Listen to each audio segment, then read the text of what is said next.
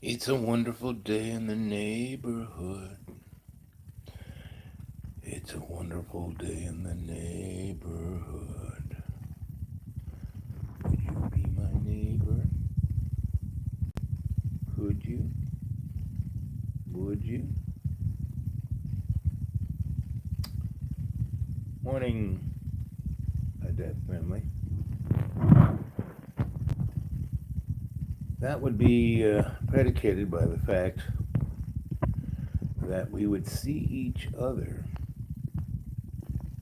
as not the other, but all our relations. Being our neighbor is to be all our relations.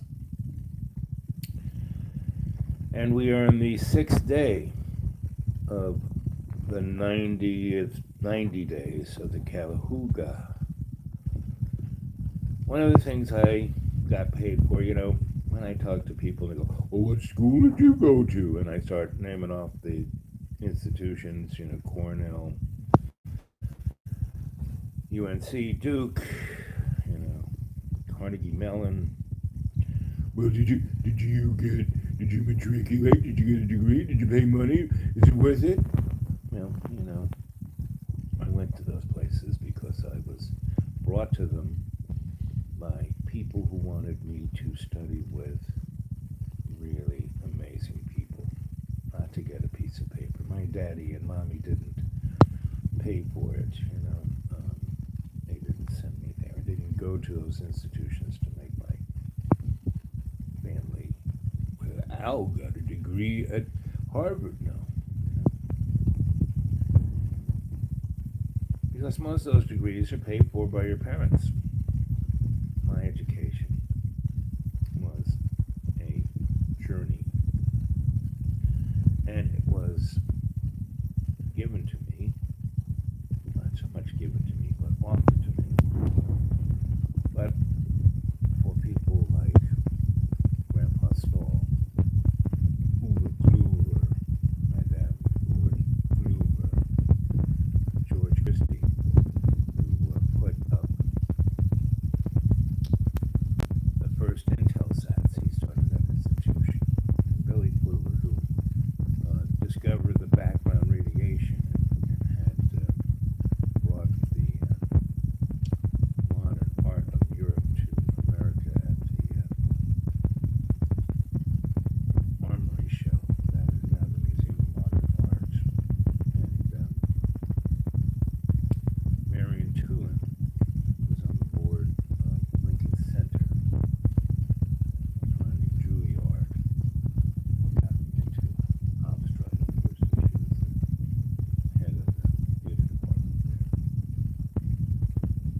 And these are the people, and the old crone, and I mean, I could go on and on. That's not the story. The story is that I was trained to think outside the box. I was trained to look at trends that go back forever. I was telling you about Madame Uwe Gruber and how I ended up at her curiosity shop on Lexington Avenue in the mid and late 60s and early 70s. And that she basically had a time machine. That was her back mirrored wall. We'd walk through it and we would come out into a glade. And we'd walk up this beautifully, it looked like, a golf course, but it was in the middle of the most, you could hear dinosaurs roaring off stage left. And her house looked like a, gingerbread house. She cut the whole thing. And in that place, it wasn't even like the old crone. I mean, she didn't have to pick the herbs. She didn't have to go harvest things. That space offered it to her. Just like um, the Garden in Eden, back in the day. Everything was delivered to us. And pretty much that's where she was in the Garden of Eden. But in that mirrored wall, we would walk through, and well, we would come. There was always an anteroom. I was telling you how there was this. You walk through. Um, she had, in the mirrored wall, there was a doorway. That was like a French door, two doors open. And if you just walked through it, it you went into the glade. But if you opened up the French doors, it you went into an anteroom where the back wall was this big library of every book known to man, and it had an alcove, which was the reading room, and in that, you walked in. It looked like a little, like breakfast nook, but you walked into it. It was a gigantic library, bigger than the one they have at the main library at New York Public Library on 34th Street. And someone copied her little reading nook to make that lobby. Anyway, that was the Akashic record, meaning the back wall had this gigantic fireplace, and all the walls looked like big stone bricks, but and when you looked at them, they were actually books. They were the Akashic record. So everything that had gone on, was ever in existence, was in there, whatever information. So how I became, you know, a pretty good scholar was under her tutelage. She taught me how to study, how to read, like the Evelyn Wood speed reading. You know, that's like molasses compared to how she read. Anyway, she wanted me to understand trends, which are rhythms, that things that, and I was trying to explain it on John's, John, I came here to the school to access the internet here and to see how John's doing and cook for him because he had no food, Last time I left, I made, I don't know, 20 or 30 meals and I put them in jars and I put them in the fridge.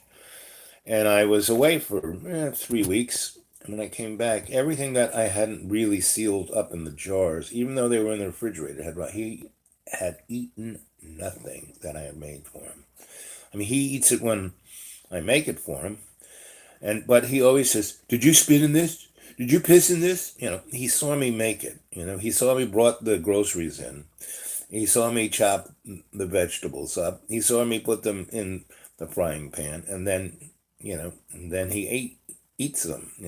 But every meal, is that poison? And I'd be eating it myself. I go, and then after we, wow, this is great, the best food I ever had. So, but we put up a live chat on Sunday, and he wanted me to bring a ghost. There are more spirits up on this hill than you could count. And if he keeps wanting to see them, ooh, baby, he's going to, you know.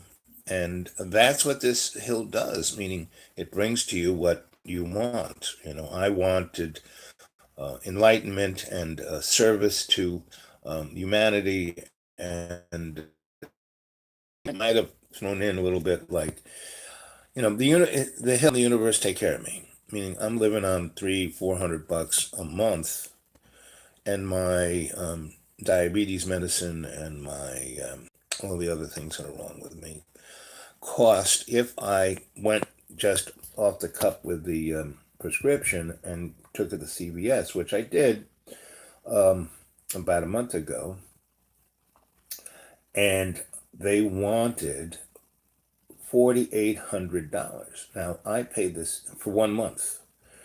I paid only $10 for all my medicines for 90 days, but I have to come here.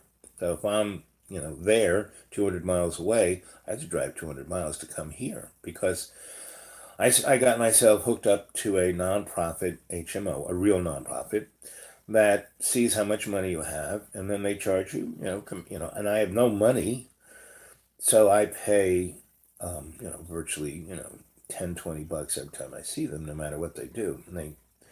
And they have very good service. It's not Rolls Royce, but it's as good as any place else. And they like me and they take care of me, and so when I asked the people who wanted $4,800 for just a month, and I showed them the receipt of the same drugs that I got 90 days for $10, the person said, "Listen, we're not in the business to make you healthy or make you feel well. We're here to make money." Anyway, so the universe is always taking care of me, and I was trying to explain that to that, and I think I did a pretty good job. And I was going on about the paranormal. What is the paranormal? Para means parallel, meaning there's a universe right next to us, right, centimeters from our skin, right? And within it are other people just like us, and then other people who aren't. And when you die, when they say you go to the other side, well, you go to a parallel universe, right? And if you were working on something, if you had to complete something, you had to do something, um, you could stay there as who you were. And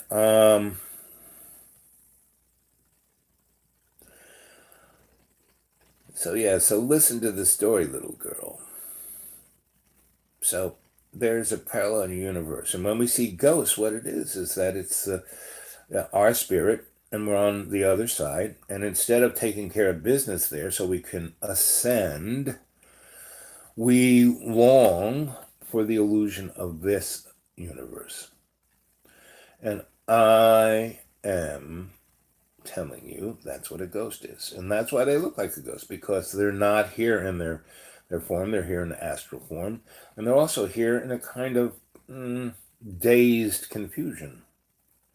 Whereas if they stayed on the other side and completed what they had to, they could ascend, move forward, become better than they were. And if they keep hanging around and moping, they then are reincarnated. But when you are reincarnated, you don't go up at best. You stay parallel on the same plane. But mostly you're thrown back. And let's say you were a poor person and you moped around and you were reincarnated. You came back as a rich person. That isn't a step up. Jesus said, it's easier for a camel to get through an eye of a needle than a rich man to make it to heaven, meaning ascend. And Jesus really didn't say that because they really didn't have needles in those days. But anyway, that's neither here nor there. So everyone, all of my teachers, Joseph Campbell, the works, every person who took me aside, who said, "Oh, look at you, you're an interesting guy." So I'd be at these institutions, and either I was put there by some powerful person, and so the teacher would say, "Oh, I respect that, and I appreciate this student," because the real joy of a teacher, and that's what I am, Sensei Al Bob, I'm a teacher. The real joy is my students. And I have to say that I am overjoyed with you, my adept family, because you've been leaving great comments. And, not only that, you write me great long things on my Gmail account, the dude awake 42 at Gmail. Not only that, you send me little yesterday, and someone sent me a drawing of me off the screen. And see how my glasses are reflecting, right? He had that there. It's like, I love it. So,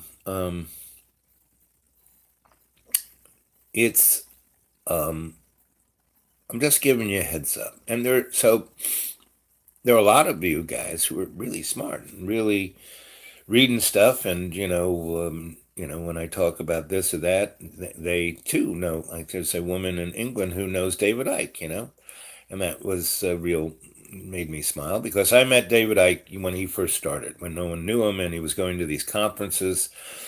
And back in the day, when I was part of the Theosophical Society and the U.S. Psychotronic Society and blah, blah, blah, blah, blah, I was the guy putting those things together. We were, nobody else was doing those things, except for people in New York and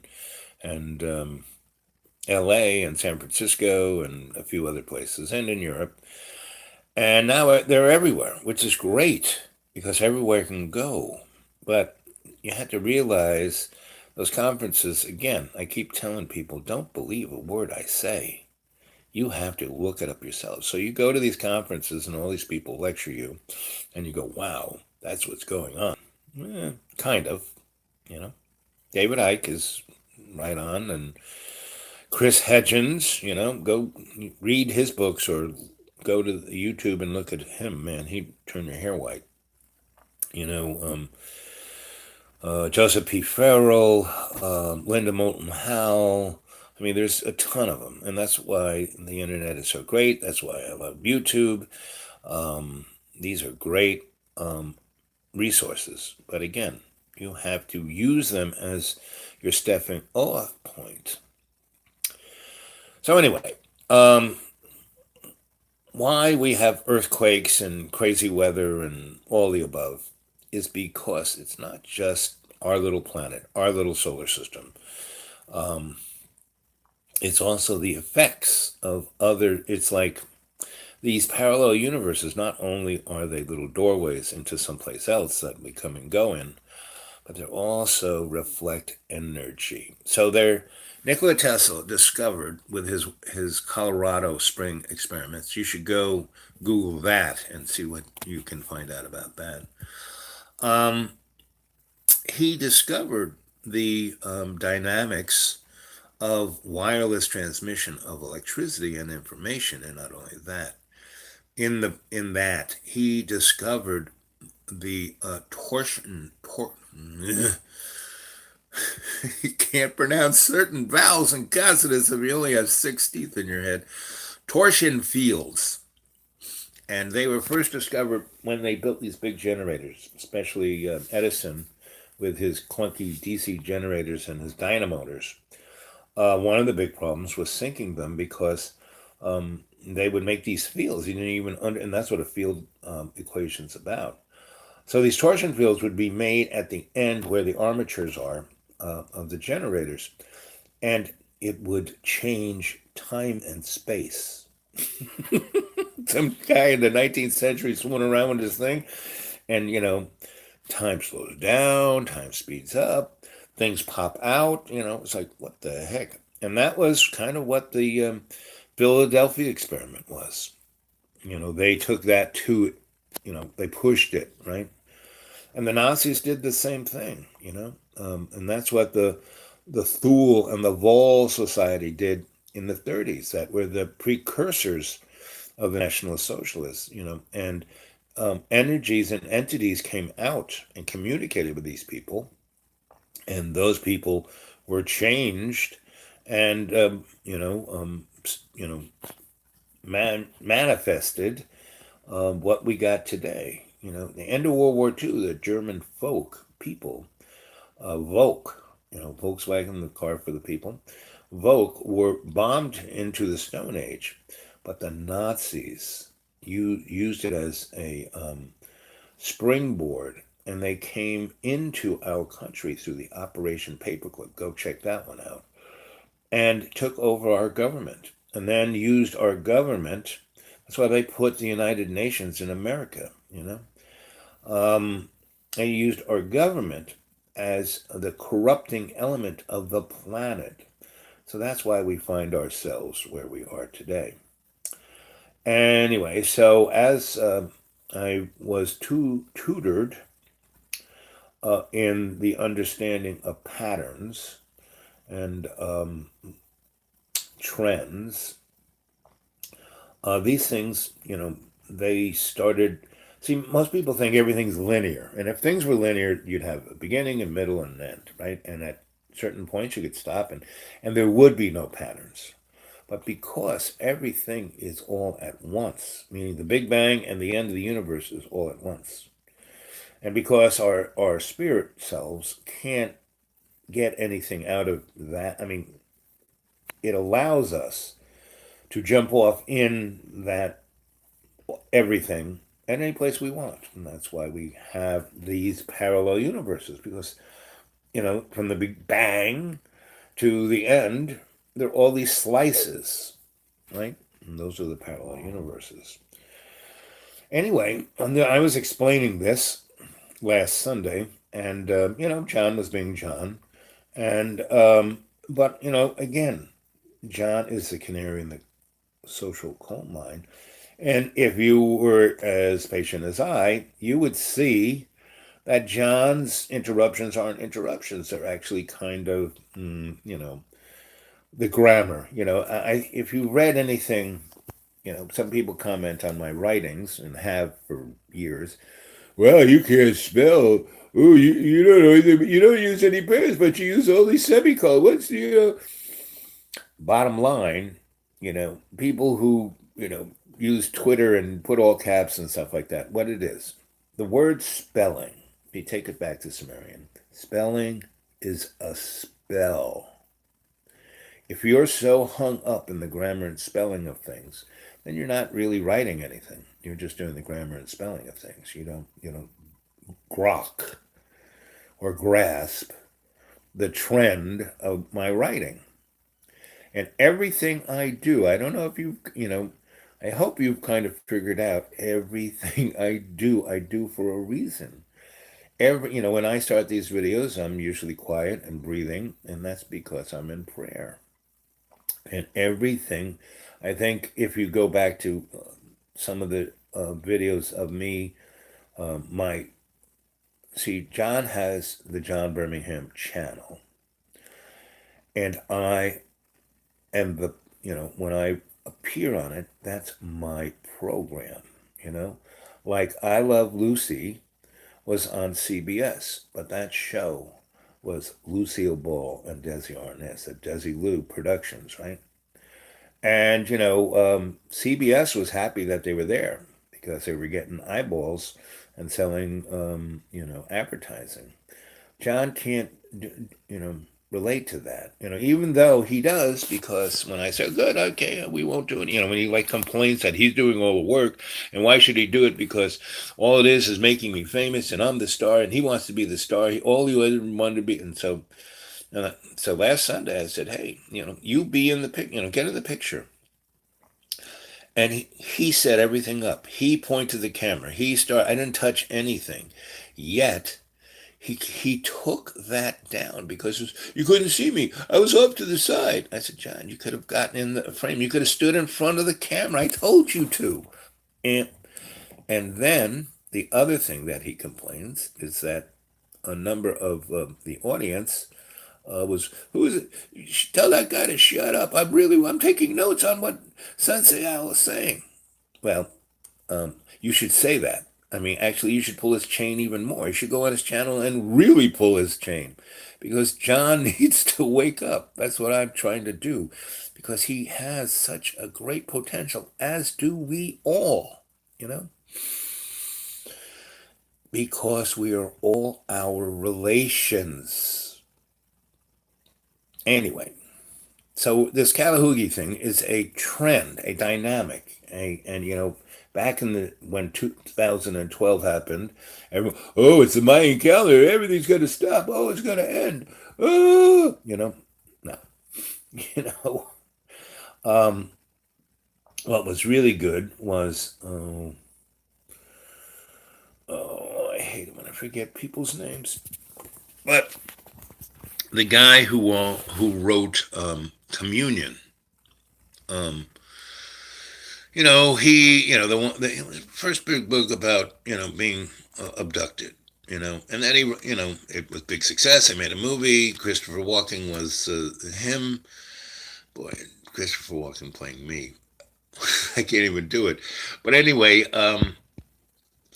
so Whitley Strieber, right?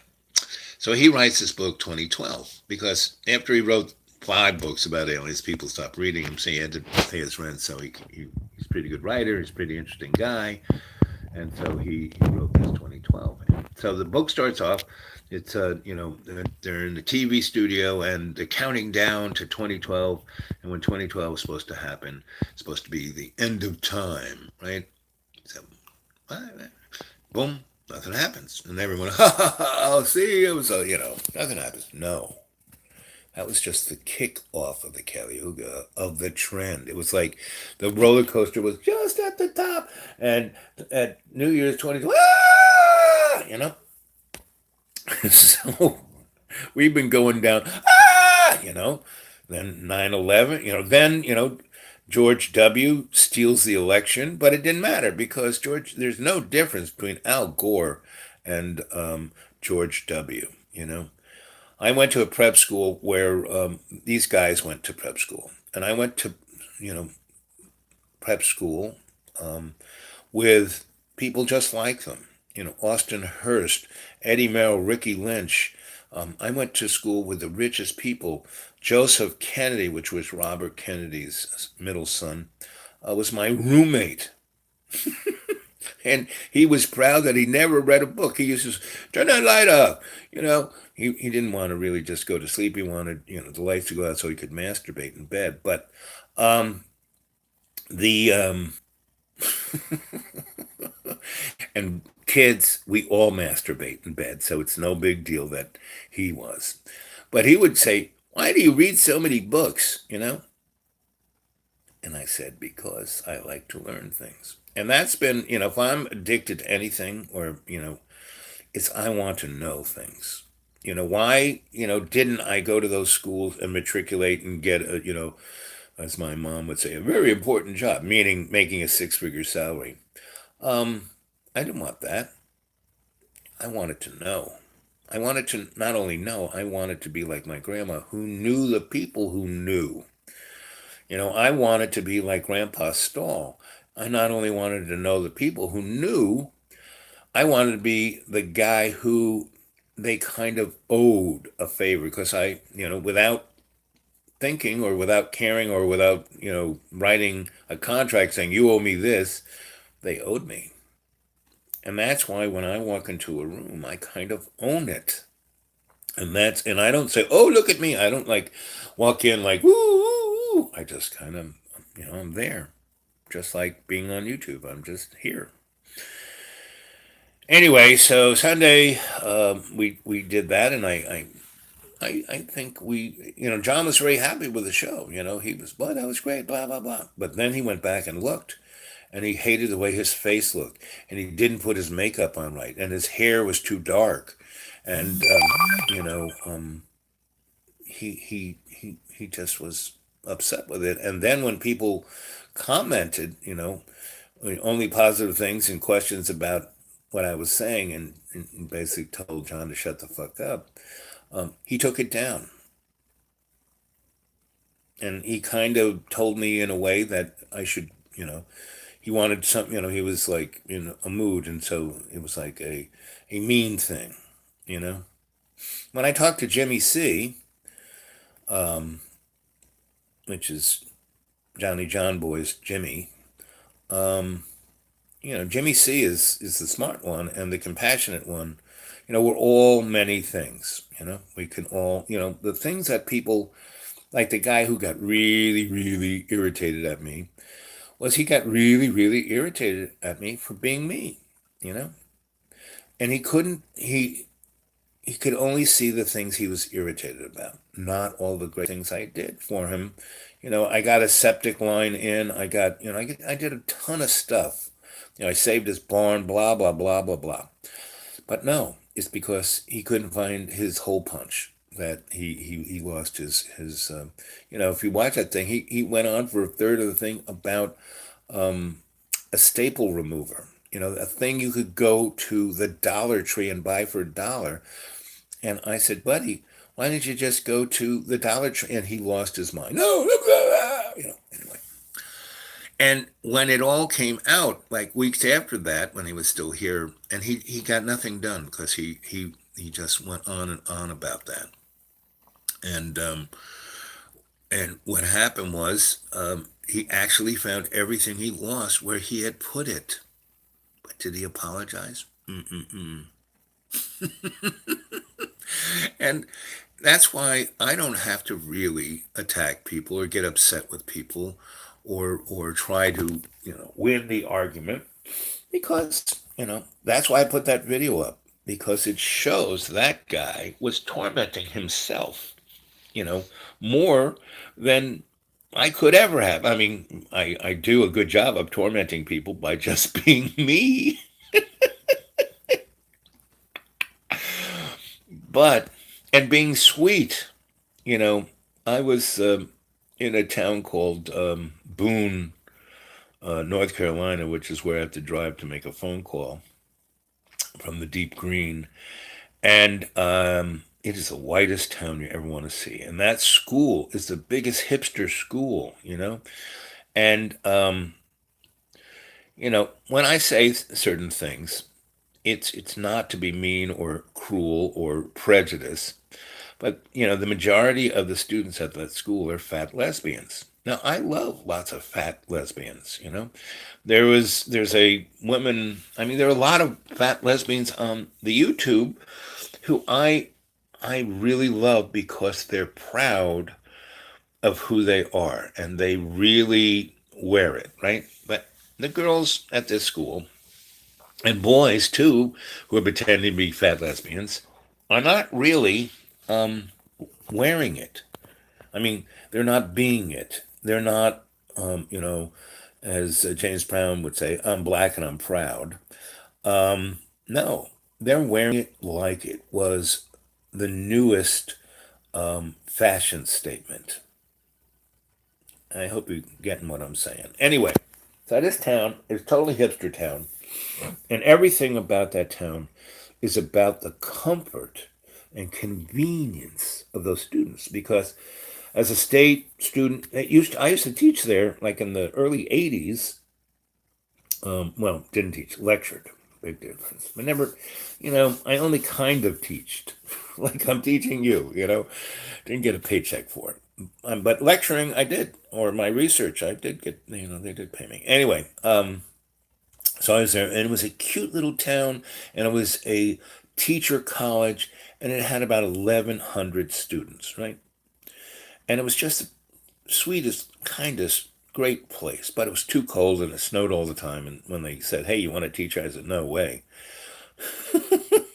So anyway, it has totally changed. There are now 18,000 students. So those kids are the economic base of that city, right? So this place is as white as you. I mean, there are no people. There's no diversity. It's just white people. Anyway, so I was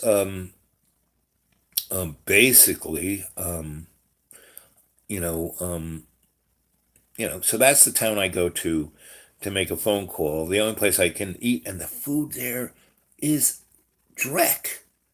There's this place called Gaijin, and the guy who it's a noodle shop. I mean, that's what they advertise it as. I'm from New York. I love dim sum, noodle shops, and I went in there, and I'm not kidding. It said pork bun. So, I haven't had a pork bun in forever. Oh, I'll have one of those. And it had, you know, sesame noodles with vegetable soup, right? So I ordered that. And the soup was $9 and the pork bun was 6. And, I have no money, but I said, oh, wow, I haven't had, this food forever, 30 years.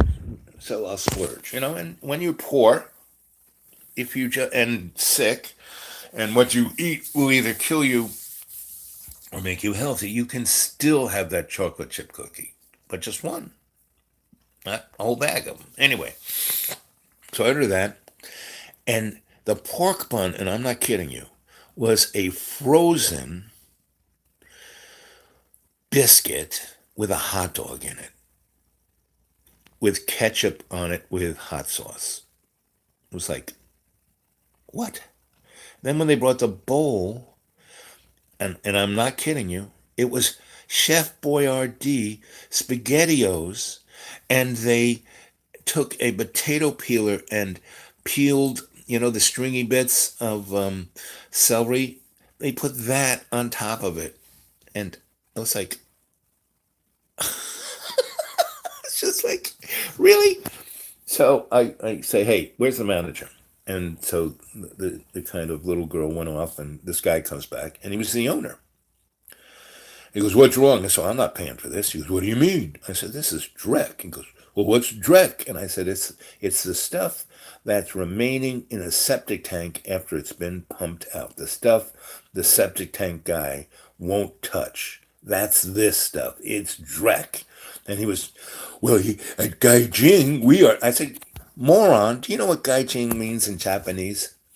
And he goes, no, I thought it was something cool about, no, what's it mean? I said, it means expletive, expletive, expletive, white people.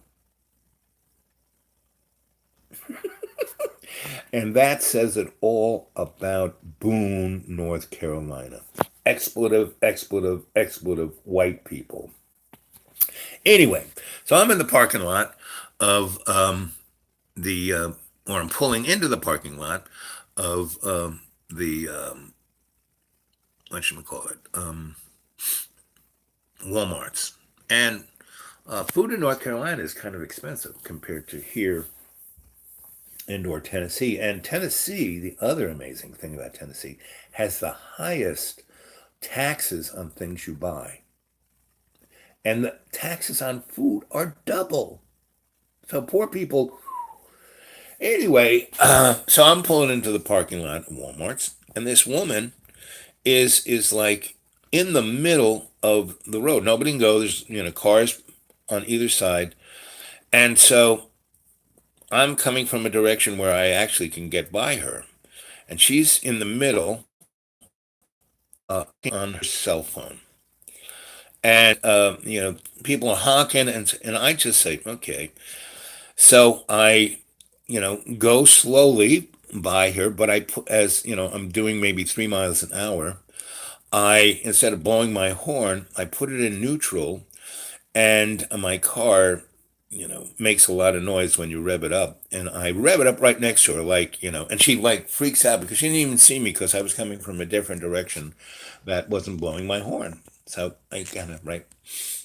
Anyway, so she like nearly jumps out of the way. She does jump out of the way, and I get by, and then everybody goes by, and a couple people like wave at me for like thanks for doing that. So I park, I go into Walmart, I get my stuff, and I come out. And so the everyone's so scared of using the word nigger. When I lived in Harlem, you know, I had a lot of black friends. 6 years old and running around, and this is in the early '50s, and I remember one of my buddies calling me a nigger, and I said, "Wait a minute, you can't call me that. I got white skin." And there were no police when I grew up in Harlem because the grandmas were the police. Every grandma was hanging out the window or sitting on the steps. And if you did something on one side of town or the other, they, hey, stop doing that. What would your grandma say? And then when you got home, your grandma knew. I don't know, they didn't have those people, didn't even have phones. They had surely no cell phones.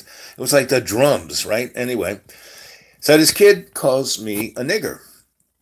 And whatchamacallit, and I go, hey, wait a minute, I'm white. You can't call me a nigger. And and the grandma goes, no, Al. And I have no idea how she knows my name, but she goes, no, Al, the boy's right. And I go, what do you mean? And she goes, well, nigger doesn't mean that you're black. It means your attitude. And she goes, it's a word that comes from Sumerian. And I mean, the smartest people I knew lived up there. Anyway, and she goes, go look it up. And I did on my grandma's gigantic Webster dictionary. It looked like the Guggenheim Bible. And it was all about niggerly, this, niggerly, that. And it said attitude, how you do things, poor, stupid, blah, blah, blah, blah, blah. It had nothing to do with black, right? It started getting into darkness, and But all the examples that the dictionary used were politicians, judges, um, and priests and scholastics. And it made a real big difference between scholars and scholastics, right? And teachers, because the scholastic rules their life by the book. Anyway, and that's why, I do it by the book. Anyway, so from that point on, I knew that word didn't mean black folk, it means your attitude. So the word nigger, and I love it when black, my nigger, they just go on with nigger, this. And I was watching The Daily Show, and they're all going about Amaraso, and she's got a tape of Donnie saying nigger, and it was like unbelievable. And then I was on CNN and all those things. They're going on about it, about nigger this and Donald Trump ever said. And one guy goes, well, if he just says nigger once, then it'll be okay. But if he says nigger, nigger, nigger, nigger, and he'll be in trouble. Well, guys, I'm getting to the point. Now at 41 minutes and 44 seconds, I'm getting to the point of my story. And that is, we're living in the time of unbelievable distraction. Donald Trump is no worse than any of the other politicians up there. We have the best legislatures money can buy. They're all whores, prostitutes. Not only are they taking the money, they're doing pretty nasty things. Because once you get in there, they invite you to a party, and then they slip you a drink, and you end up having sex with a donkey, and they film it. And they say, well, you better do what we say, or this. And these guys get away with this stuff forever until they slip, or the powers that be want to get rid of them. That Weinstein guy, or the comedian, everyone's father. The Huxtable dude. When I was watching that, I knew that guy was doing something weird, just by the sweaters he was wearing. But anyway, we're in this place of distraction because back to Whitley Strieber's book of 2012. So they're in the TV studio, nothing happens, and then they kind of laugh about it, and then the book jumps up 25 years into the future, and bottom line, the world is falling apart, right? And our character, who's like a reporter, has been brought to this kind of secret hideaway, which is like, there's a place in Long Island near Brookhaven National Laboratories, in Shoreham Nuclear Power Plant. That power plant was built right on top of where Nikola Tesla built the first, demonstration industrial size power generator of ether, right? That was a ZPM, 0 point module. But it was like, 30 stories high, made out of wood with an aluminum platinum dome, And Mr. Morgan, who owned Nikola Tesla, and Tesla didn't know this because in the 1890s, Rockefeller and Morgan and a few other of those chumps precipitated a worldwide economic collapse. And they bought up everything electric and made General Electric. That's why GE made everything from nuclear power plants to toaster ovens. So, Brookhaven National Laboratory, and there are all these estates all around it. And they're not just rich people. These estates are places where things are like the human genome was, what do they call it? Figured out or looked at or picked at by one of those estates. And I had a friend. Her name was Christine Barton. She was smart. If Albert Einstein was around when she was, and she's still around, go Google her. This girl's got like 20 PhDs in not just the same thing. A lot of guys have PhDs in astrophysics or and then particle physics and then this kind of physics. No, she had everything, And she would, when you go see a Pixar movie and there's that little lamp, she was the first human being to write an algorithm that gendered a three-dimensional object in hyperspace, on a computer. She started SIGGRAPH, Special Interest Graphic Group for the IEEE. You know, this girl was unbelievable, and I am proud to have been with her. I was blessed to be with her for the years that we were together. And then she had to, she had other callings other than, I was kind of a distraction. I made her happy. you know, she couldn't do her work and be happy. I made her laugh too much. So she needed a couple of years of me making her laugh and tickling her and bringing her places. She just wouldn't leave the dark room with the screen, and I would take her places, and, good meals and dancing and art shows. And then I take her like to the beach. I had a house on the beach. Yeah.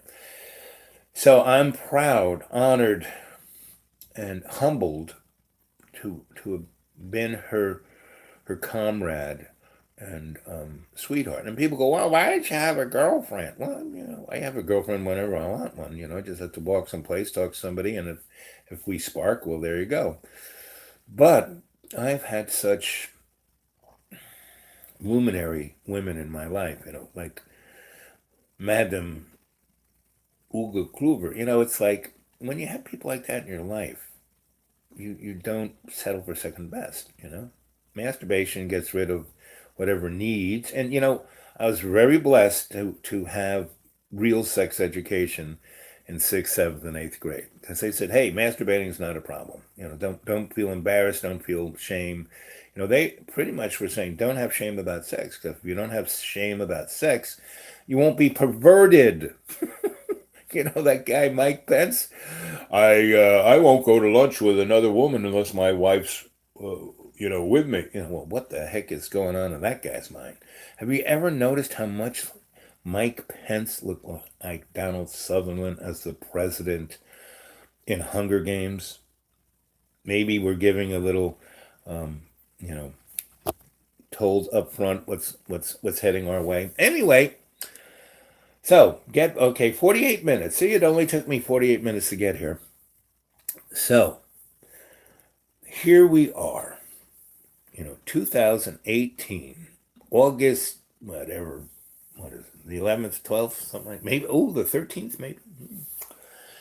Anyway, and we are going down that, you know, that scary ride, because the next 90 days things are happening. Like, so I got friends, from all these places that I studied. I had fellow students. I wasn't the only, interesting guy that was put there to learn something and not just matriculate. So I have friends all over the place. Like, I had a really good friend who was at Los Alamos when I was there. And when I left, I never talked to that guy, heard from that guy, anything from that guy, But we were tight when we were there. And that's what my friends, I'm tight with them. And I have friends that I've been tight with for 50 years. And when I kind of stroll back in their life, it's like we just finished talking 20 seconds ago. The 20 years between nothing, because we're not in a linear friendship. Anyway, I'm sitting in my loft with my wife, Donna Ann McAdams, the great photographer. Go look her up. Go Google her. Go on her Facebook. Go. She's got a few videos up there. There's this thing called Gallery Channel or whatever, and was made, 10, 15 years ago.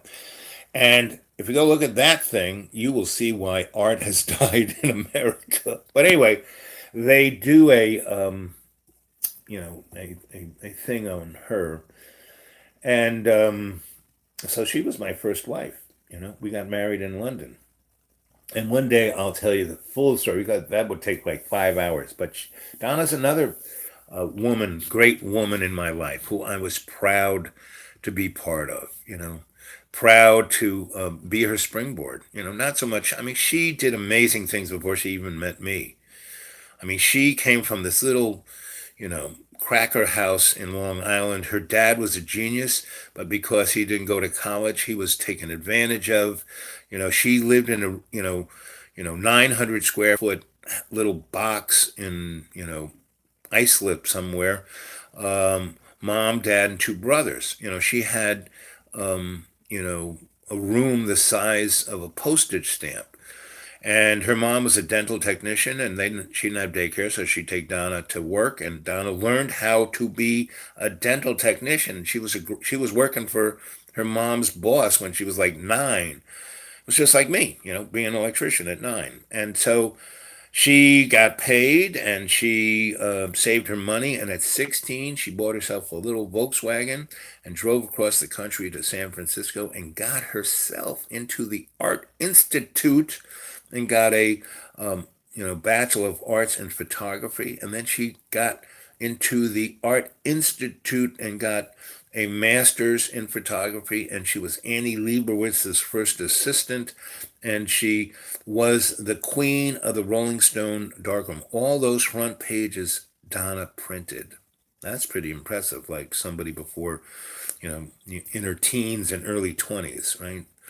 And she was in San Francisco when it was like, woo, So if you go on her thing, her existence digitally doesn't start until after she married me, which is that's all I'll say. She had this amazing life, and we had an amazing life, but she doesn't deem to say anything about it until 1981 or two. She was born in 1956, I think.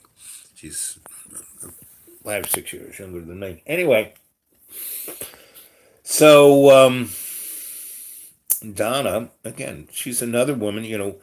It's hard for me to just go out with somebody who wants to talk, chews gum and ties their shoelaces. It's not about sex with me. It's about their spirit, their life, their soul, their creativity. I want to co-create with people. Boy, Donna and I co-created. So, Don and I, so I'm sitting in my loft in Williamsburg, Brooklyn. I was one of the first people to ever, before it was boho, you know, I was living in a 17,000 square foot loft that I paid $200 for. Pretty amazing. It was so big, and the elevator was so large. We used to bring up little cars like Volkswagens and Triumphs and race around the 17,000 square feet until we had a crash, and and I was on the 7th floor of this building, and one of the cars crashed through the wall, and luckily it got stuck because otherwise, so. And that was Alan Sarrett. Alan Sarrett took over that loft, and go look up Alan, and that gave us the idea to do these art pieces where we would, wherever I was working, I would go into a loft that I wasn't working on, and in the middle of the night, we would chunk out the wall, the side, just as if we drove a car through it. And the hole would be bigger on the outside rather than the inside, which instead of what we did with the car. And we'd put a little window. So the person would come in and we would do it in the darkest corner. And they would come in and the light would be shining through this little window. And they go, what the heck is that? And then they'd go outside and there'd be this gigantic hole anyway. And this is called co-creation. And this is what humanity is about. When you do things like that, I helped start a thing called Collaborative Artist Projects. Go look that up. We had a TV show called Potato Wolf. Go look that up. That's why I love Google. I used to tell these, hey, you didn't do that. That's why I took pictures of everything. I got pictures of everything. But my dad threw half of them away. But that's a whole nother story. People go, how do you have patience? I built my dad a $2 million house for $70,000. And I built a secret closet in it. And when I went off to Australia with Donna, I put all my no, it was after that. It was when I went back to Europe, and it was the last time I was with the old crone. But anyway, I when I came back from that, my dad go, I have to come. I'm selling the house, and it was like the 1986 savings and loan crash, and he sold that house to a Wall Street lawyer for 500 grand, where all the other, nothing was selling, but this house was so friggin' amazing. And went to hell, I'll show you pictures and tell you stories about that. And he wanted me to explain the woman because I put all these specialities. You know how they have automated houses now. Well, in 1986, I built him an automated house. Anyway, so I go to the garage, and that's where my secret closet was, where I had boxes and boxes and boxes of books and books of negatives of pictures that I had been taking, since the 50s. And when I was at the Fillmore East, I had pictures of The Who and Jimi Hendrix. You name it, I had pictures of them. If I had those things, I wouldn't have to be worrying about money today. I could retire on that stuff. But anyway, my dad threw them all. I went. He put this. When you have the attic stairs. I pulled it down. I went up there into my secret thing, and everything I had up there were gone. And I had it in boxes, all taped up, saying, Al's stuff, don't throw away. Very important, really special things. It's the meaning to your son's life. You'll crush his soul if you throw this away. And it was in a secret, no one knew that was there. And he threw it all away. And I came in and I was like, my mouth was open and I was in shock. And the lady goes, what's wrong? And I go, Dad, you threw all my stuff away. It's my house. I do what I want. She goes, what stuff? And I just explained to her what it was. And she looks at my father and goes, that's terrible. How could you do that? You told me that your son built, this was a special house that your son built for you, and da da da da da da. And because my dad would always brag on me, but never to my face. And I knew. I said, so who are you? She goes, I'm so-and-so, and I'm buying your dad's house here. And I said, what do you do? She goes, well, I used to be a criminal lawyer, but I got so many rich people off, I became a Wall Street lawyer. And I said to myself, okay, this woman has just told my father what an evil person was, and that if it was her, she'd kill him. And I look at this big knife in the kitchen, and I go, if I get that big knife, I could take my dad out. There'd be a witness here. She'd be my lawyer, and I'd get off scot-free. Everybody on the jury would empathize with this one. But then, just like us all, we have an angel on one side and a devil on the other. And that was the devil going, grab that knife and get that motherfucker for all the other shit that he did to me. So, but the angel on this side said, no, Al, you're on a path. And this is a great, great, great opportunity for you to ascend. So, if you can just forgive your father at this moment and not kill him, that'll be very, very, very good for you. And so you all go, so how can you be so patient with John? Well, that's nothing compared to my father. I got more stories to tell on that one. So back to the main drift of this whole thing is that all of these things happen to us in our life. But we get stuck. Like John, John has lived his whole life on the linear line, stuck on about 3 minutes of that life. Instead of letting it go. It's like the guy who lost his shit on me, in the Inquisition. It's like that guy. He is so miserable. Why he can't find his car keys? Why he can't do this? Why he can't, the last minutes before he has to get out of town and go back to Germany and run his cult. he, he's like, it's amazing that he doesn't have a stroke or a heart attack because he's always, I mean, the amount of cortisol in that guy's body is gallons. He doesn't have blood, he has cortisol.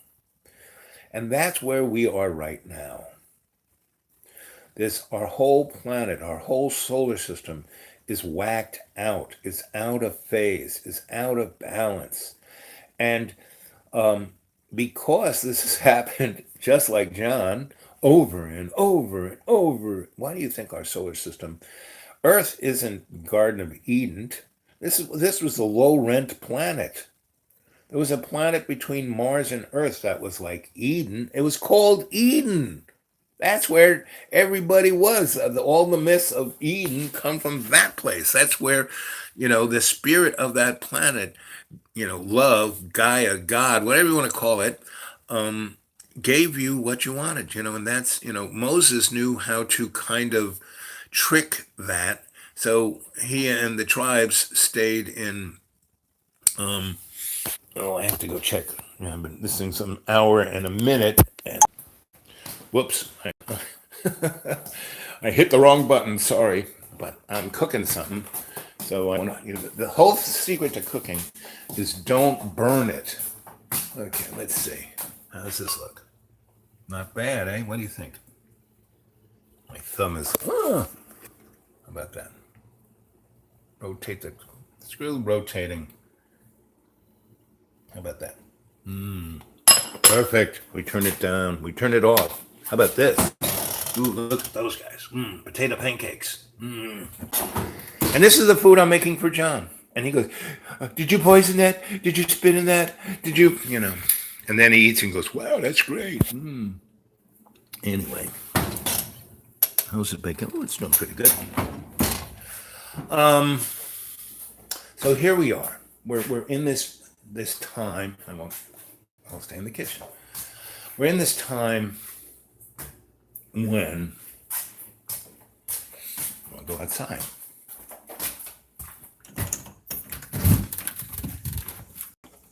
Where's the cat? We could lose all of this.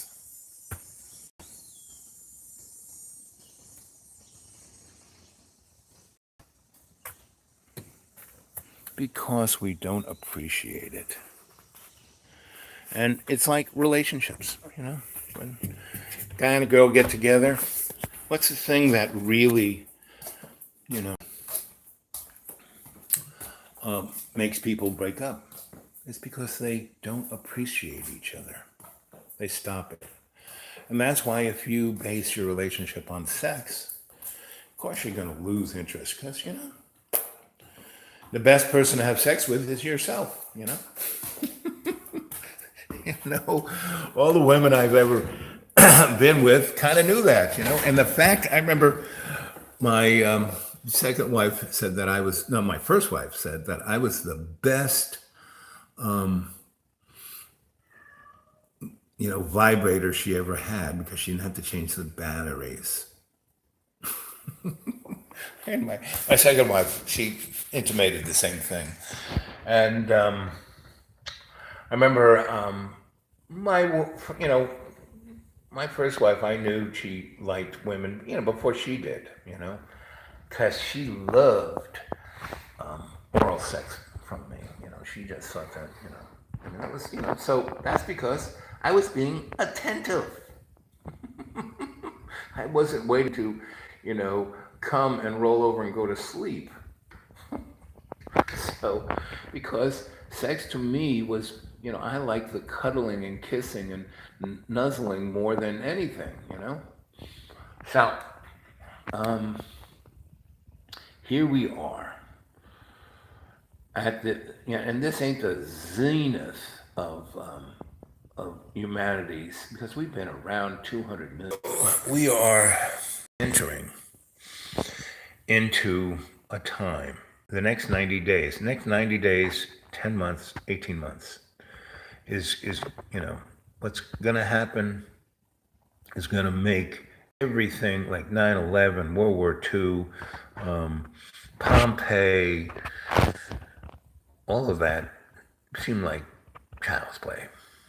And That's why I'm out in the deep green, because I'm in a place that's, those mountains are the oldest mountain. There are no earthquakes there. There are no volcanoes there. It is like bedrock, and there's the best water.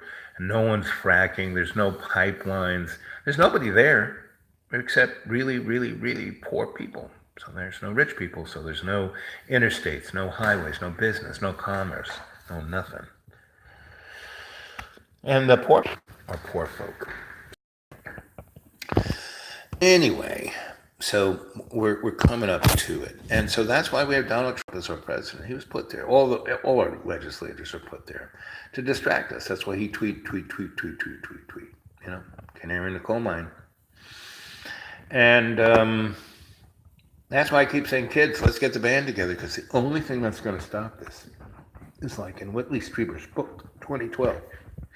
A small group of people who are spiritually connected and co-create, and they walk right through from everything's burning up, blowing up, crashing, and they just kind of walk. They sit and meditate. So I keep saying meditate until the wall.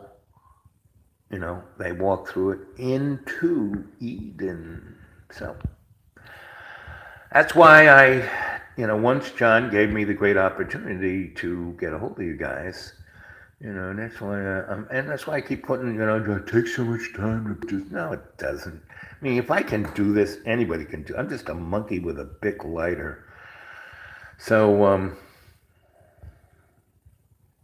yeah, John and I do complement each other, We're like Abbott and Costello. We're like, I'm Dean Martin, who's always got a cigarette and a cocktail and, his tuxedo tie loosened. And John is Jerry Lewis on crack or on whatever he's on. I have no idea what he's on, but he's on something. But John is, and, we can only... So between the ages of 19 and 30, I had this I had some real, as my friends in Southie say, wicked skill sets. I still do. But I always had to be the hero, right? Fix it, I'm Mr. Fix. On my card, I used to be called Mr. Fix It because I always fixed everything. But that, I was told early on by great, mystic masters, you can't fix everything, and you can't fix people, and you can't fix it because karma demands that people go through what they're going through. And if you do fix it, all you're doing is putting it off. That's like forest fires, the way we fight forests. We should just let them burn. Don't build houses out where they're going to burn down, and just let nature do its thing. And that's what we're about to go through. But it's not fixing that, it's navigating. And that's what I've learned, is how to navigate, right? So if I'm someplace and I can actually do good, not fix it, do good, then I'll involve myself. And that's why I've been involved with John, because I've been trying to do good by him, because no one else does. Mostly because of John's way of alienating everyone. Other people try, but it's like, he threw me out 26 times between September 2015 and Christmas of 2017. And or somewhere, within a 15-month period, 26 times. And then after that, I said, okay, fine. And I moved someplace. I moved down there where the crazy German guy, he said, oh, move in there and take care of this, and this. I did pretty much. But I didn't complete his expectations, so that's why he was the way he was. So I had this other place, but it had no heat, it had no water, had no toilet, had no shower, had no kitchen, had no nothing.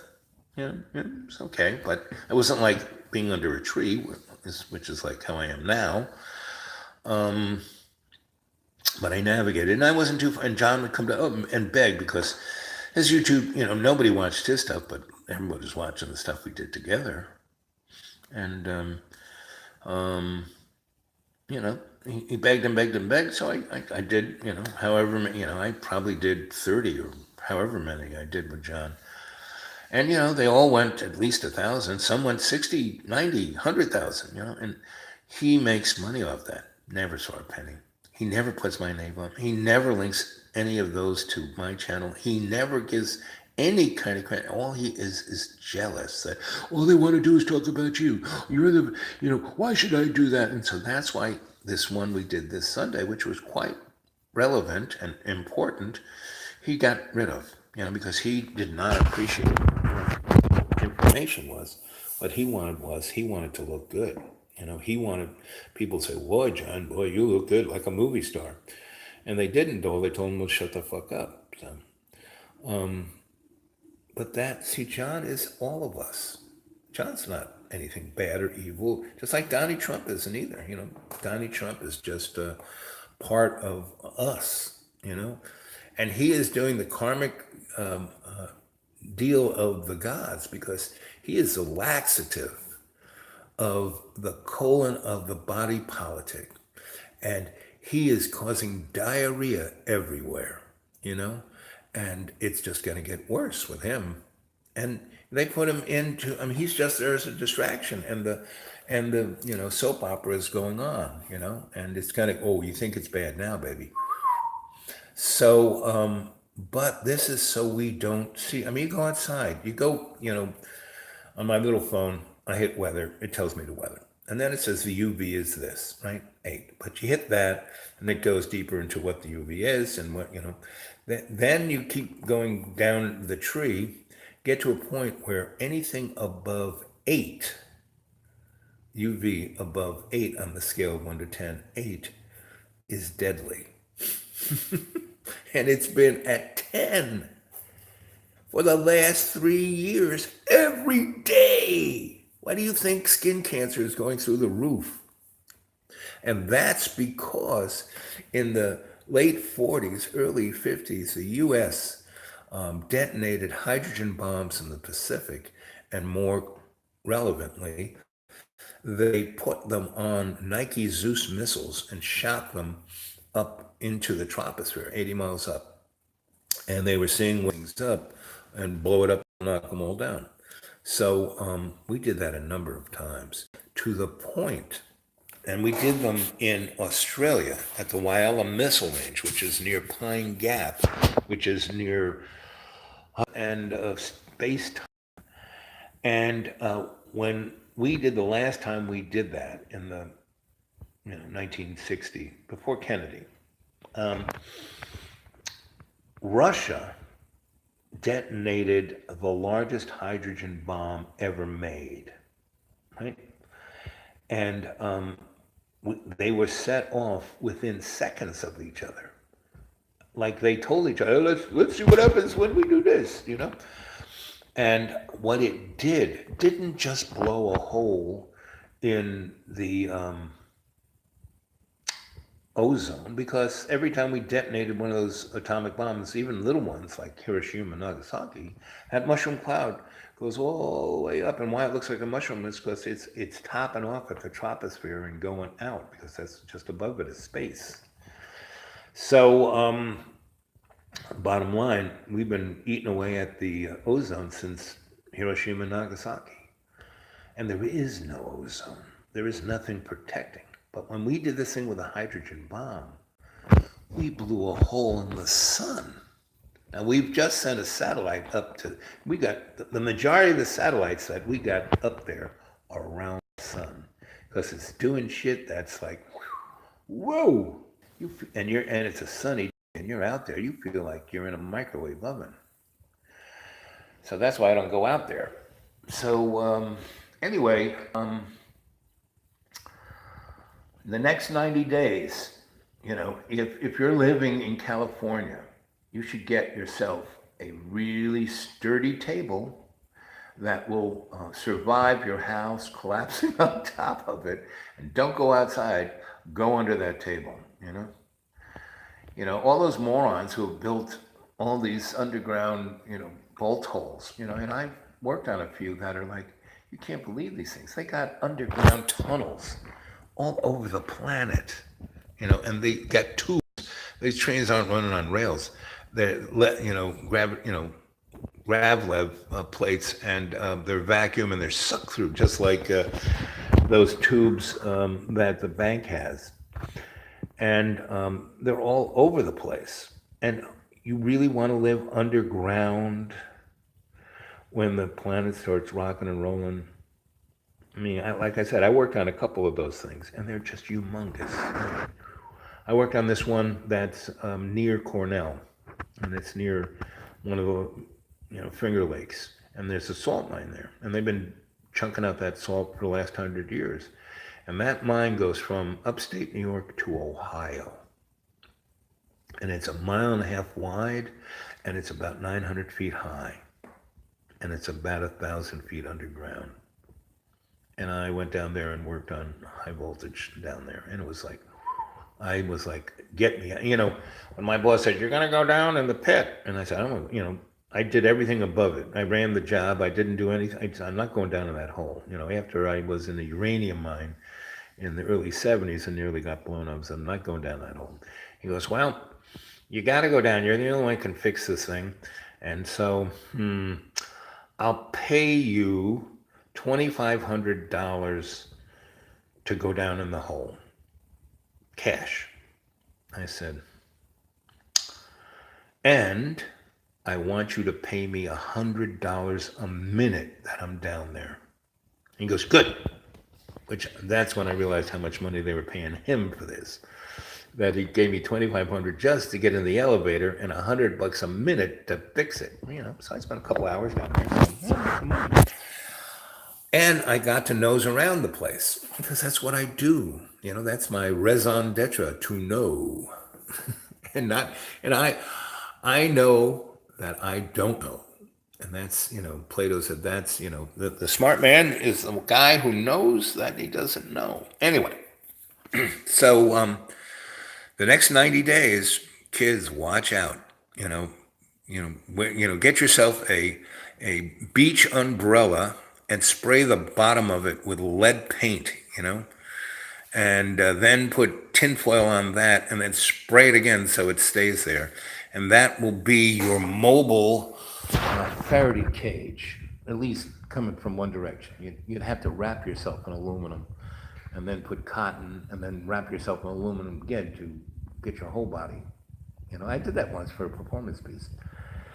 I had a gigantic Tesla coil, and I used to do what he did. I made lightning, and I would do these performances in squash courts in New York City, because there were a lot of them. And there's this big glass, there's 4 walls, and one of the walls is glass, and the audience can sit behind it so they don't get electrocuted.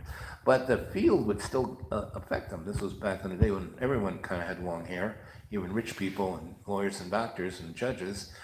And I would, flux the frequency of the coil so their hair would like stand straight up like an afro and would move, and all the hair on their body would move, and the little cilia, which you don't really realize that you have cilia on the inside of your body, would move. So, the Parker Solar Probe, that's the one.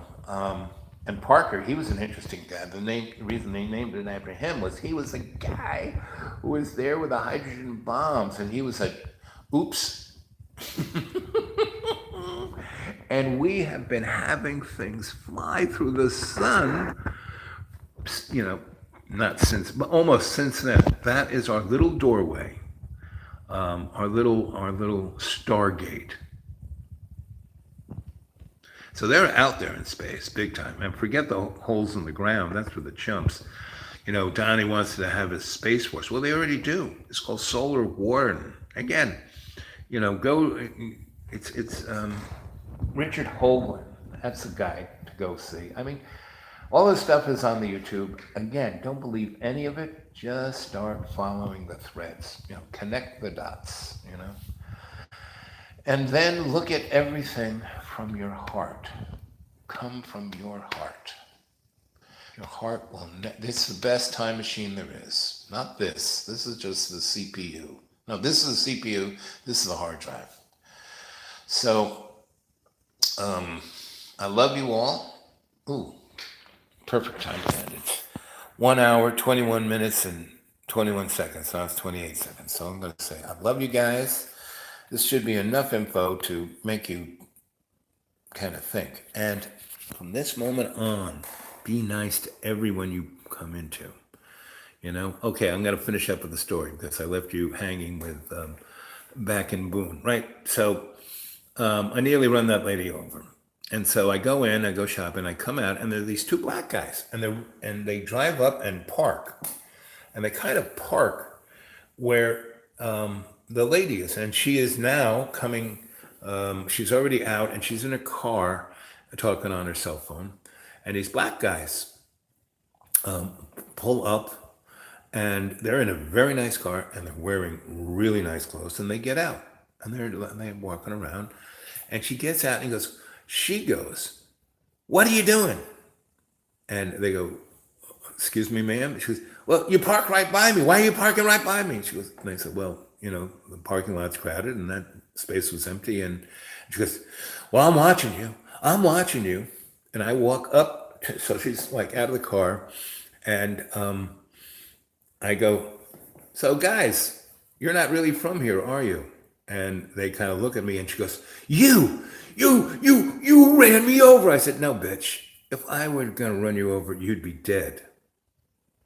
You just, an expletive, I just went after her." And then I did a cold reading, and I just went after everything she was scared of. And I said, "See these black men? They're going to rape you." And and I said, "But not really. The way they're raping you is that they are so superior in their spiritual and mental abilities, you are raping yourself.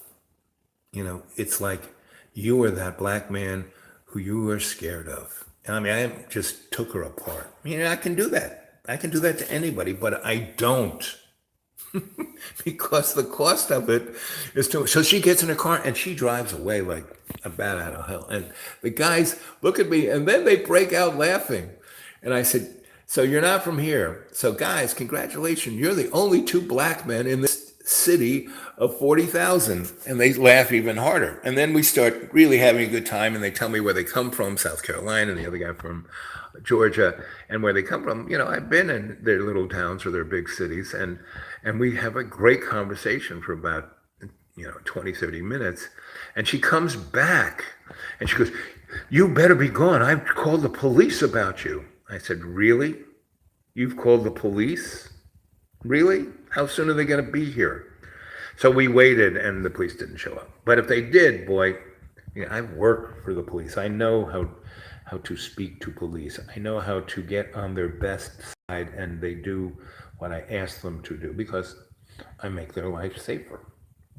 I used to train police how to read people. Anyway, so she ran off, and those guys laughed even harder. And they said, "Well, we got to go. We can't stand this town." I said, "Good idea." I said, "There's nothing worth eating. I mean, the only good place to eat is the IHOP. The food in this town is bad." Anyway, so I'm leaving you with that story, and I love you guys, and you just keep up the good work. That's all I can say. Yeah, look at all those nice little. Let's see. Anything interesting here? I made French onion, so that soup, Bill. You saw the soup I was making, but I had string beans in there. Something's feeling prophetic. Good idea. John and I compliment each other. Great comedy team. We are. See, I said we were like Jerry Lewis and Dean Martin, and you said it too. Yep, and you said it before I said it. Yep. So, I tell all my friends on the East Coast, get the heck out of there. If not, buy yourself a life vest, so at least you're floating on top of the water. My friend Art Bell wrote a book called the Next Day or the Day After. They made a movie out of it, and That's kind of what happens. I mean, things don't change. And it's like a rubber band gets stretched, and then it snaps, and then it's like all hell breaks loose. And pretty much, if you look at geologic history, you can see that. Um, Learn to grow mushrooms. Really, you don't even have to learn to find where they're growing. In the deep green, I don't have to grow them. They're all over the place.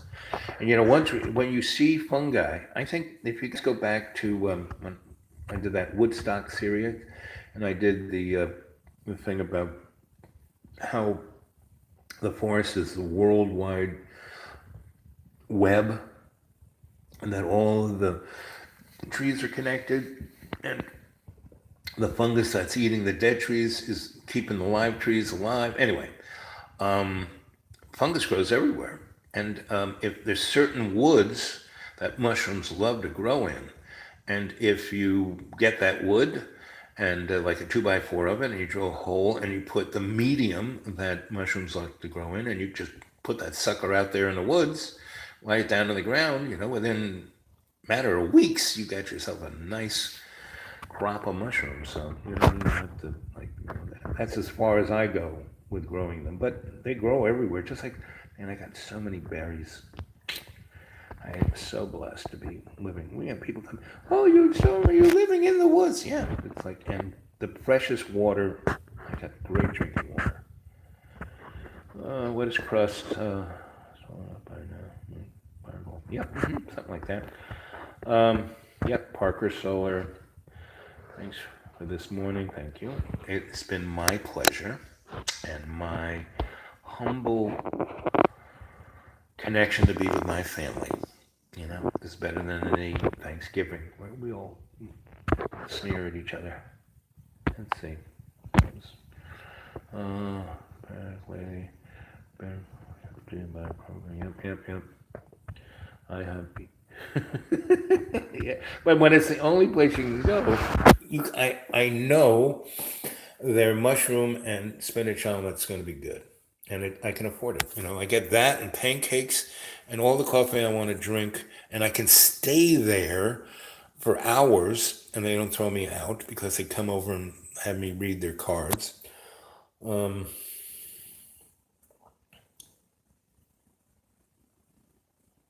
What kind of art do I do? Well, photographer, filmmaker, writer. Go to my blogspot, XRATTED, blogspot.com. I'm a writer. I've been writing for 40 years. A painter. I went to Juilliard and I studied scenic design, and I already knew how to do that, and I was already a scenic lighting guy. But there was a guy who was an amazing, he taught me trompe l'oeil, and that's French word for fool the eye. And so he taught me how to paint scenery. So in the 70s, when people were making gigantic, lots of money off of gigantic paintings, I was painting murals everywhere. Yeah, I would just do it. It's like when I was at Trinity in Dublin, the art school had us paint. They give us these great chalks, and we would paint on the sidewalk. And there were places near the university in Old Dublin that people have been painting on that stone for thousands of years, hundreds of years. And so it was totally, you could do it. And it rained there so much, that was great because you had to do it fast. And if you were lucky, it wouldn't rain for, a day or two and stay there. But once one of those deluges would come, it would be gone in a matter of, 20 minutes. So painting, sculpture, metal sculpture. I worked in the foundry. I worked at Joe Battle's foundry. And I worked for George and George, which were, whatchamacallits, the greatest builders of theaters. So I did all their electric and tech stuff. Like Cats, George and George did their staging. Circus Soleil, George and George built their theater. Let's see what else. So at Joe Battles, I learned how to cast bronze, and I got really good with this thing called a spray metallizer. You put powder in, it's like an arc gun, and it sprays metal like paint. And they used it to fix bridges because they would spray the paint this way and then put a medium and then spray it that way and would give this amazing lateral strength without having to be very heavy, because most of the steel bridges like Williamsburg Bridge, Manhattan Bridge, Triborough Bridge were overbuilt and they were so heavy that they're collapsing on their own weight. Whereas the Brooklyn Bridge, the guy was a genius. That thing was light like a ferry. It was the first real suspension bridge, and there was lots of different metals. And that's because he went into state and saw the bridge built and designed. Built it from what his vision was in co-creation. And and that's where we have to go now. That's what we have to do now. We have to co-create our world around us as it collapses, just like those bridges. So what other art? Oh, so I work for this guy named Ron Gorchev, and go look at his art, and there are these kind of space age stretchers, and so half of his painting is the stretcher. And those were made by my good buddy, Jody Interma, great sculptor, but everyone knows him as a plumber. And the paintings, I built these lights for Ron that they were behind where his painting was going to be. And do you know what a gobos are? Things you cut out this metal in like a palm tree, and you slide it into what is known as a lico, which is a project. It's a lighting. There's the two major instruments of lighting of theater is a Fresnel, which is because it has a Fresnel lens, it spreads it out, and a lico, which gives it's like a slide projector almost. Very focused lights, and has these internal barn doors, so you can crop the light. So you could put light around me, and everything else would be dark, and I would be bright. And you can slide these things called gobos that you cut out, and it projects like an image of whatever you cut out, like a palm tree. So I made this lighting for Ron, and I made a myriad of shapes, nothing particular like a palm tree, but shapes. And he could and there were lots of lights, like 40 of them behind him, and he could put them in there. And then each of those lights I had on a variac, a really good dimmer, not with an SER, but with a coil. And so he could dial in the shape and color that he wanted, by color temperature, by lumens, onto that canvas. And then it was like he just kind of, it was like painting by numbers. And he became very famous. So his art was Jody Intermont's stretchers and my lighting. And he was the monkey with the big lighter, right? But because his parents were well connected, his mom owned an art gallery, and his dad was on the board of director of, the Met, he became rich and famous for his art. And pretty much anybody who becomes rich and famous for anything is because they're connected, right? Now, guys like me, I get to have loads of fun and do things like that. And I have to say, Ron paid both Jody and I a lot of money and gave us access to great parties and loads of fun, where I met even more people who would hire me to build the restaurant. That's how life goes. I mean, if I was like John and just, I've been doing this forever and I'm not famous yet. Well, I'm infamous, and I'm happy with that, When, people, not so much anymore, but all the time, especially when I worked for the Desperate Lawyers, I get called up all the time to go fix things. And that's what nearly killed me, because I was absorbing people's karma by fixing them. I got 300 pounds overweight. I made almost 500 pounds. I mean, this is just like the leftover me, but I'm about a third of what I used to be. I'm not down to my high school weight of 170, but I am at 225. That's not bad. And that's why I'm alive. If I was still, I'd be dead way long time ago. But, when you get sick like that, it does things to your body. The little bones in my leg, here, let's show you this. So, see my foot? The bones that are here, if you get an x-ray, they're all piled up down here. It's mush. And they want to cut this off. And my podiatrist and my orthopedic surgeon can't believe that I can walk on this foot because there's nothing really except muscle, tendon, and sinew holding this foot to this ankle. And I'm walking around on it. I mean, that's why I wear a brace on my leg, because if I were to step on a rock or a stone and my leg would twist or something, it could snap off. That's not a good thing. So, but I'm still here, I'm still walking around and I'm still talking to you guys, and you're still listening. And here it is, an hour and 36 minutes. So, okay, you guys wanted a long one with lots of stories. You got it, right? I'm happy. I love you guys. Now go off and do your homework. Go Google everything. Don't believe anything I said. Check it up to that hole in the sun, because that is scary shit. So it's not, your car warming this planet. It is the freaking sun. And the energetics of our solar system. Out there in Jupiter, the moons out there were ice cubes in the 70s when we first sent Voyager out there. Now they're liquid.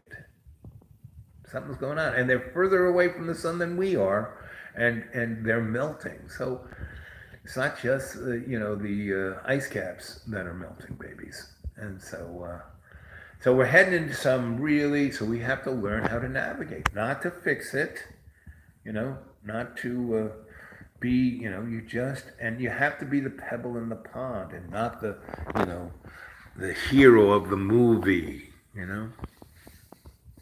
never works out too good. And I'm telling you that from life experience. And so, I was here to ascend. I was here to learn. I knew I didn't know anything, and I'm learning all the time. And everyone who gets stuck, that's, John, people tell me, I hate my life, blah, blah, blah. I feel sorry for you guys. And that's kind of what I've been trying. I cook John great meals. I try to make him fix stuff, for him. But, at a certain point, stop doing that. Stop doing it. Because it makes him feel inferior. And he shouldn't, because he's a great guy. Okay, guys. Yeah, teach John gratitude. Good luck with that. Oh, but, as long as I can laugh at all this, that's what Madame once said, this is, you look at Dante's comedy. Why did he call it a comedy? It's a great tragedy, that story, but it's a comedy, and he's right. That's right. So go read my stuff at xrated.blogspace.com. XRATTED. There's a story in there, one of them called Ray. You'll like that one. I mean, you'll like them all. Some of them might piss you off. Some of, if you listen to me, they shouldn't piss you off. Wow. And look at my writing. See how I misspell everything, how I, put grammar on its ear. I'm doing that. I mean, no one could do that by mistake. Jesus. I took there was, one of the times when I was like matriculating when I was younger, I would take courses that weren't in my discipline and just type, especially if they had a lot of pretty girls. And like I took German and French because it was all full of pretty girls. There was no guys in it at all. So, hey, please. And I took creative writing, in 1969 and 8, there was no guys, except a few guys. Anyway, so I would write these crazy stories. And this teacher said to me once, so one teacher, gave me an F. And she was anal retentive. So I said, well, a real challenge for me will be to spell everything right and get the grammar right, So I did that. But it was a story. It was basically the story of Ray, but not as, interesting or detailed. It was basically just that in the near future, everyone would have to buy their drinking water in bottles, and that would pollute the ocean to the point that it would kill all the fish, and then our biome would collapse, and that the air would become so polluted that we'd have to buy our own air. And what are we doing now? You see all those old people with the thing in their nose? It's not because they need the oxygen, it's that the air is so polluted and they're so sick that they would die from that. And the powers that be don't want all these people just keeling over from breathing the air. Go to China. Anyway, so the other teacher, I just wrote the way I wrote, doing metaphors of everything. And he would give me A after A and tell me how brilliant this was and blah, blah, blah. And then he got me up to tell the people about, he had Xeroxed up one of my most misspelled, misgrammared, you name it, half the words you couldn't even understand because most of the stuff I type because my handwriting is really terrible. And so just because he was so full of himself that he got me up there to explain the beauty of my spelling and grammar. And I just said, well, I just can't spell and I don't understand grammar. And he turned redder than an apple and gave me an F for the semester. And I said, I went to him and I said, buddy, you can't do, I have all these papers that have A's on them and glowing everything. And you give me an F. You can't do that, sorry, you can't do that. And I said, come on, I did that. I thought you'd laugh at that. I thought you thought that was funny. Well, you embarrassed me. I said, well, okay, if that's how you feel, not a problem. Well, my girlfriend was the editor of the school newspaper, so I wrote it all as a story. And then I went to the dean of the school and showed him this, and he read the newspaper, and he fired the guy. And that's my sense of humor. And I think you got a taste of it when in the Inquisition. And you get a taste of it every time John is on, because guys, everything I do on purpose. Even when I don't know I'm doing it, because, I'm like channeling. So, okay. Anything else from you guys? Let's see.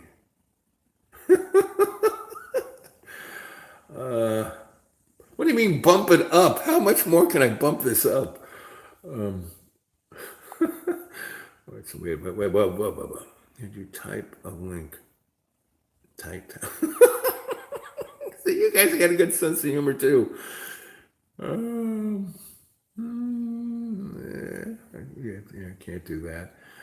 I love you guys. See, these are great. It's not like, hey, I love your shoes. You're so cool. No, it's like, I love these. Yes. See, I have to take all my attention because I can barely see. So, yeah. And you guys, I don't understand this technology, there used to be a guy, caveman warrior, that's me. And so anyway, I want you guys to talk to each other. I want this to be a community, a family. I want us to take it on the road. Even, you don't come to the big, and I keep giving you the invitation. You guys come to the big green. You want to stay there, not a problem. Bring a little green yourself. Bring your tools, especially you got weed whackers, chainsaws, and shovels, because I want to make spaces for people to live in. I got, good, beautiful 3 or 4 acres. And, so anyway. So get a hold of me on my Gmail, thedudeawake42 at Gmail, and go read my stuff on my blog, which is xratted.blogspot.com. And give me some feedback on all this. And I love you. Catch you later. Okay, how do I turn this off? Let's hit the X. Are you sure you want to stop? Oh.